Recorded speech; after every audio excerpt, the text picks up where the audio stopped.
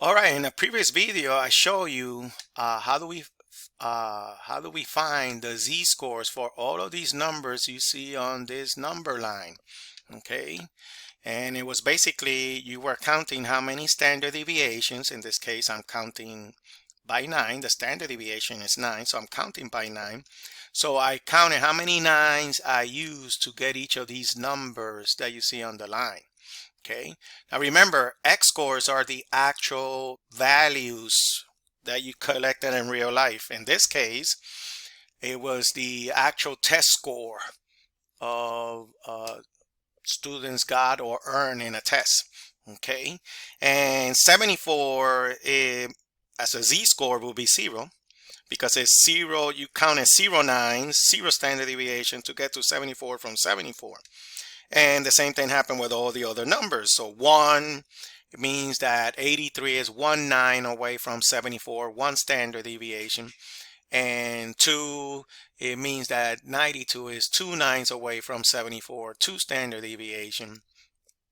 -3 really means that 47 is, you counted by 3 9s to the left from 74, 3 standard deviation to the left. Okay, now these numbers came from the numbers you see here.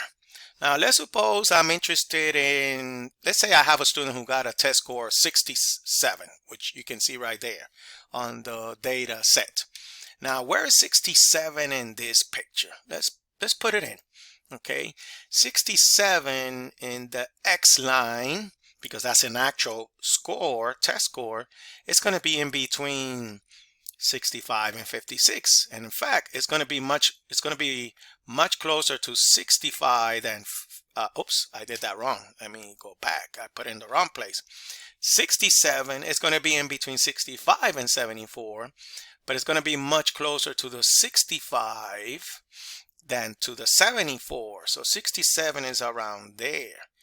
If I ask you how far is 67 from 74, I'm asking you how many times or how many 9s you use to get to 67 from 74. Well, there's a problem. You didn't use a whole 9. You didn't use a whole standard deviation. So you didn't really count it by 1 9 to get to 67 from 74. So in fact, it's going to be less than 1 9. Okay. Now, how do we find the exact z-score for 67? That's what I'm going to introduce you now. There is a formula. The formula says z equal, okay, that's the z-score, equal mu, which means, I'm sorry, not mu, x. Who is x? The actual value that you're working in real life, minus mu. Who is mu? The mean of the population, the number in the middle of the bell-shaped curve, divided by sigma. And what is sigma? The standard deviation of the population. Now you use this formula if you're working with population, if your data set came from population. If you're working with sample, then the formula looks very similar.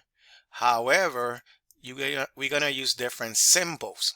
Okay, and z stays z. So how do we find the z-score when the data set came from a sample? It's going to be x. That x means the actual data value that you collected in real life, minus, not mu, because mu is the mean of the population. We're going to work with x bar, the mean of the sample, divided by not sigma, because sigma is the standard deviation of the population. You're going to divide it by s, which means the standard deviation of the sample. Now, like I told you in previous videos, all of these numbers were all my students. So I'm working with population. So I'm going to be using this formula here. Okay. So I want to find the z-score. Okay. The z-score for 67. Okay. I know it's not a full 9. You know, I didn't count a full 9 to get to 67 from 74. I used less than 9. All right. So how do I find the exact number standard deviation I use? What I do is I plug it in this formula.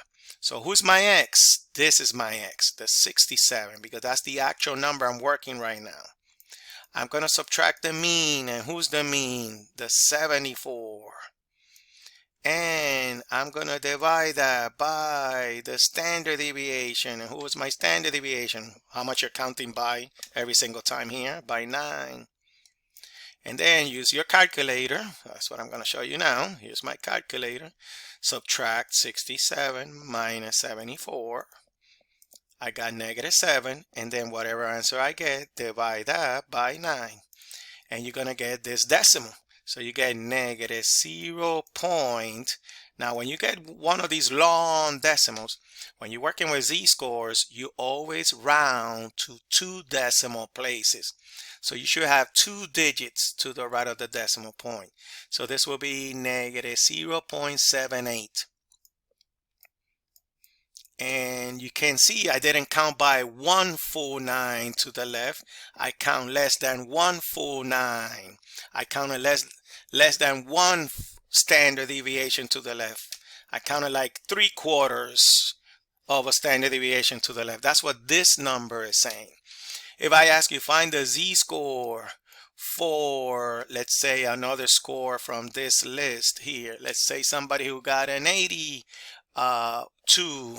Okay, in fact, not 82. Let's say 98. So the z-score for 98. Let's find out where's 98 on this line. Well, 98 is in between 92 and 101. It's going to be much closer to 101 than 92. So if you see 101, we use 3 full 9s. Okay, 3 standard deviation to get to 101 from 74. But 98, you're not using 3 full 9s. You're using 2 9s and a little bit more. That's what I use z-scores. That's what I use this formula. It will tell me, it will give me an idea how much exactly, or how many standard deviation exactly is 98 from the 74. How many 9s we use. So same idea. X, I'm going to plug in the formula. X is 98. I'm going to subtract the mean. The mean is 74. And all of that, I'm going to divide by the standard deviation. How much you're counting by every single time. That's what we call standard deviation. 9. Let's use the calculator again. Work the top first. 98 take away 74. Oops, 74. I got 24. Divide that by 9. See, I got 2.666, etc. You always round to 2 decimal places. So this will be 2.67. Z-scores always round to 2 decimal places. You should have 2 numbers or 2 single digits or digits to the right of the decimal point. So what is 2.67 saying?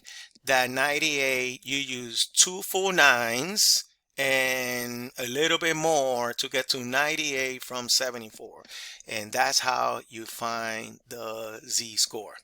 Okay, now if you remember one of the previous videos, I talk about usual and unusual data. 98 is considered unusual. Why? Because if you check the previous video about this, anything that is 2 standard deviations or more from the middle is considered unusual, not typical. And 2.67 is more than 2. Okay, so that's why 98 is considered an unusual score. All right, I'm just trying to put everything together so you start making sense of what we're doing here. All right, I hope this helps.